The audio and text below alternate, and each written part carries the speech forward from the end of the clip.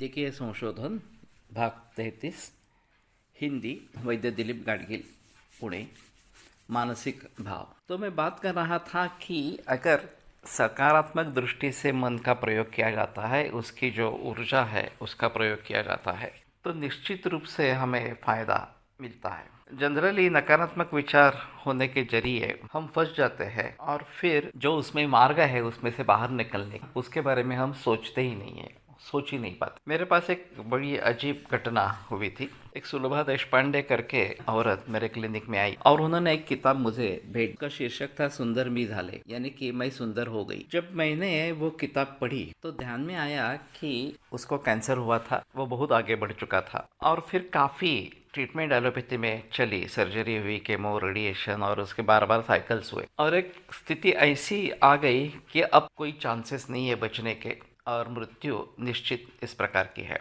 तो जनरली इस अवस्था में लोग डिप्रेशन में चले जाते हैं और फिर मृत्यु जल्दी हो जाती है। लेकिन यहाँ थोड़ा सा अजीब हुआ। उसने सोचा कि क्या बुरा है, अगर मुझे मौत आ जाती है तो उसमें क्या बुरा है। वैसे भी मेरा पूरा शरीर थक चुका है, विद्रूप इस प्रकार का हो गया है और ऐसे ही रहेगा तो मुझे बहुत सारी कठिनाइयाँ झेलनी पड़ेगी, बहुत सारा दुख सहन करना पड़ेगा। अगर मेरी मौत हो जाती है तो मुझे नया जन्म मिलेगा, मैं एक नया बच्चा बनूंगी, एक सुंदर बच्चा बनूंगी और इस सभी दुखों से मुझे मुक्ति मिल जाएगी और मैं सुंदर हो जाऊंगी। जैसे ही विचार मन में आया वैसे उसमें सुधार होने लगा और वो काफ़ी हद तक सुधर गई। और फिर उन्होंने किताब लिखी कि सुंदर मी झाले, यानी कि मैं सुंदर बन गई, इसी जन्म में बन गई।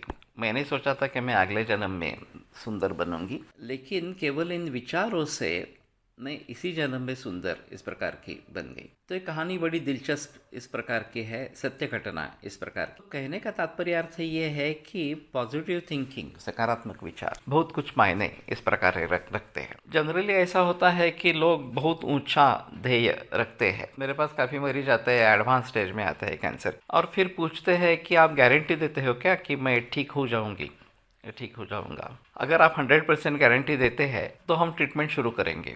तो मैं कहता नहीं, ऐसा तो पॉसिबल नहीं है गारंटी देना वगैरह इस प्रकार से।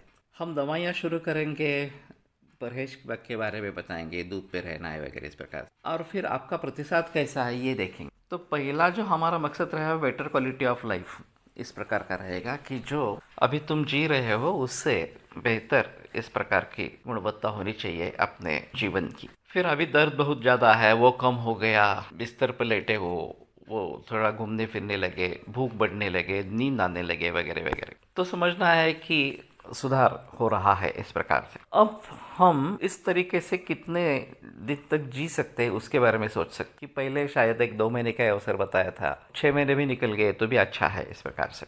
और फिर उसके आगे ये बीमारी पूरी तरीके से ठीक होगी नहीं होगी इसके बारे में सोच सकते हैं।